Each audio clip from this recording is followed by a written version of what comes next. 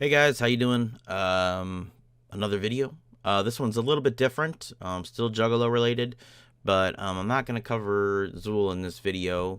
I've done Juggalo stuff in the past, so I was actually inspired by a recent podcast that I listened to between Dame and Hobson. They recently got together to do a 4-part podcast on the Funk Volume channel. If you didn't know, Funk Volume was a label that was started, I want to say like 6 years ago, by Dame and Hobson, and it consisted of Swizz, Jaron Benton, Dizzy Wright, Hobson, and I think that was the entire roster. There may have been another artist here or there. And they, worked together for a while, and they did pretty well. I mean, they were kind of a force to be reckoned with. But that didn't last, obviously. They reached a point, and I think they started to plateau, and the artists on the label kind of felt like they should have gotten more shine, they should have gotten more attention, they should be getting, they should be on, Jimmy Fallon, all these shows, these late night shows, things like that. And so they were on tour one time together, and they started talking to one another, and they decided they didn't want Dame to be their manager anymore. And obviously Dame took that personally, and eventually the label just dissolved. And it didn't end nicely, as you would imagine. Hobson did a couple like diss songs on Dame, and it just didn't end well at all for anybody. But recently, Hobson has he's been to therapy, and he's, gotten all his stuff together, and he decided that he wanted to smash any past beefs that he had. So, I believe he was the one who called Dame, and they did a podcast together, a 4-part podcast. They talked about everything that happened, and Hobson was really humble. He really admitted a lot of things, that he did that he didn't think that were right, and, that was that. And so it really got me thinking about ICP and Twiztid. They've had this long beef for a while, and is there any possibility that beef could be crushed? Now, I really only have 2 ways that I think this could happen, because I honestly don't think that the 2 parties would come together of their own accord. Like, as long as things continue status quo, I don't really see them getting together the way that it is right now.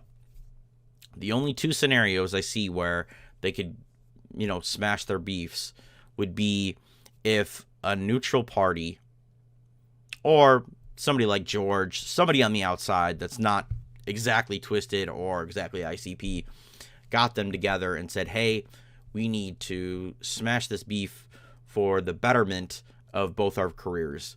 Because the way I see it, if they ever actually totally smashed the beef and started doing songs together and started Lotus, like, the Juggalo world would, possibly reunite. I think there would still be people in both camps, but I think, you'd have both camps buying, the new Lotus album or going to the shows.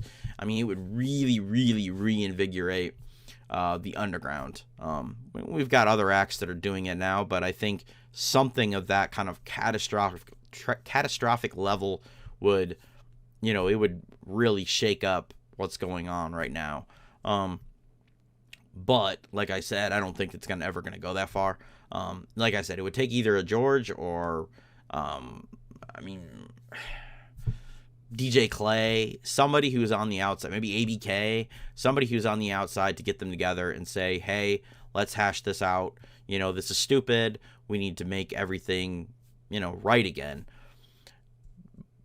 I think it would be best if they did it in a public forum, because you're talking to the public, and it's really hard to lie to one another when you're going to be held accountable and the other person can answer what you're saying, because there's always two sides of a story, and the truth is always somewhere in between. And if they got down and talked to one another, we would definitely have a better idea of what that truth really is. at this point, the rivalry is kind of legendary. On ICP's part, it's always been the Otis situation, which I don't even really need to get into, and the situation over the Twiztid's Masters that ICP seemed to really kind of get in their craw about. Twiztid really wanted their Masters, which I don't really think is that bad of a thing. They're starting their own label. Of course, they're going to kind of want their own Masters.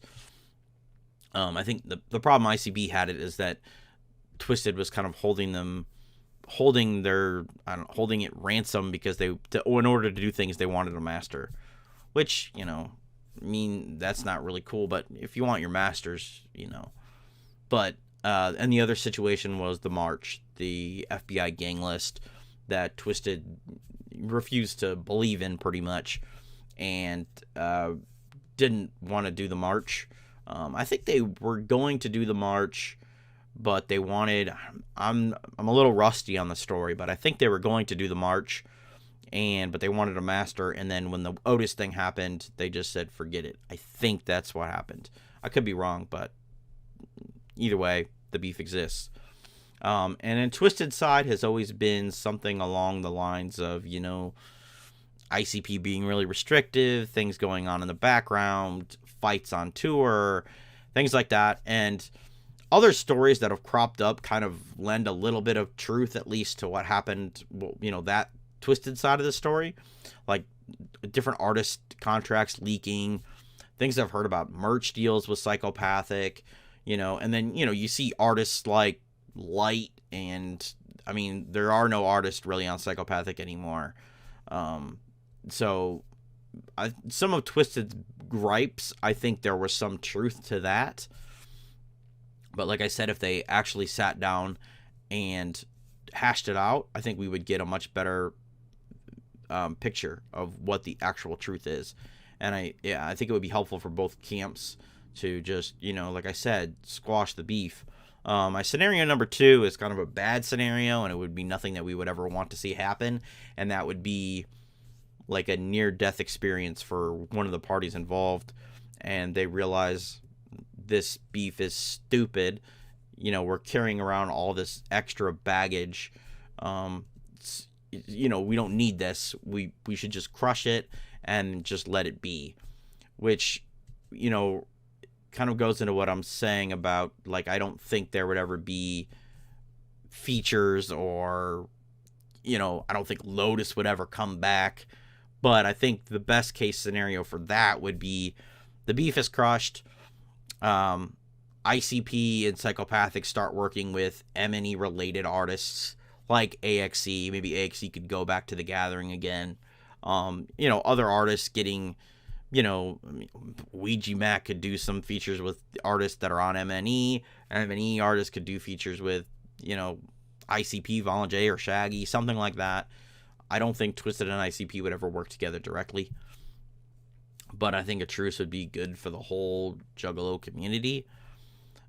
And like I said, I think those are maybe 2 of the only scenarios that would work, because, the Damon Hobson thing, Hobson was kind of young and naive, and it was mostly business related, and the stuff that's happened with Twiztid and ICP is personal. So personal gripes are a lot harder to fix than things that are just business related. I think on Twiztid side, it was a little bit more business, other than the Otis thing, obviously. Well, the Otis signing, they say it's business related, because I don't think that Twiztid's actually doing things. I don't think Twiztid is actually, sitting in MNE and being like, what can we do next to piss off ICP? Like, that doesn't make any sense. When you're running a record label, you're not going to do something and lose money just to spite ICP. I don't believe that that's what's going on. The situation with Otis, I don't believe they signed him to just spite ICP. Otis is talented, and he's done a lot in terms of production for MNE. He's probably, honestly, one of their smartest signings, because, he's even mixed and mastered the Mausoleum, AXE's Mausoleum. So, he's got his fingerprints all over every MNE project, just about. So it was a really smart business decision on their part. Yeah. So, the beef, in my opinion, has always been kind of stupid, especially that it's lasted this long. You'd think eventually they'd be like, this is stupid. And especially looking at like sales and things like that and just being like, we should just crush this just, in terms of business wise. But like I said, I don't think it's a business beef. It's an actual personal beef, which would make it much harder for them to, mend the fences, so to speak. Yeah, so I think we can all hope, but I think in the grand scheme of things, it probably will never happen. We'll probably never see this happen. It would be nice, like I said, if that ever happened, it would totally shake up the underground entirely.